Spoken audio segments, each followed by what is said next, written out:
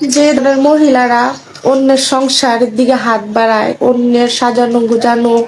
অন্যের স্বামীর দিকে হাত বাড়ায়, অন্যের বাচ্চার বাপের দিকে হাত বাড়ায়, চলে বলে কৌশলে মানে অন্য স্বামীকে পেতে চায়, নিজের কাছে আটকে রাখতে চায়, অন্যর মানে সাজানো সংসার নষ্ট করতে তার কষ্ট হয় না, অন্যের স্বামী কে নিজের স্বামীর মতো করে পেতে চায়, এই ধরনের পাপিষ্ট মানুষ সমাজে চোখে খারাপ, নিজের ছয় সন্তানটা ঘৃণা করে, এই ধরনের মানুষকে কি আল্লাহ পাক কখনো ভালোবাসবেন? এতগুলা মানুষকে আঘাত দিয়ে একজনের সংসার ভেঙে দিয়ে কখনো কি তারা ভালো থাকতে পারবে? এত মানুষের অভিশাপ নিয়ে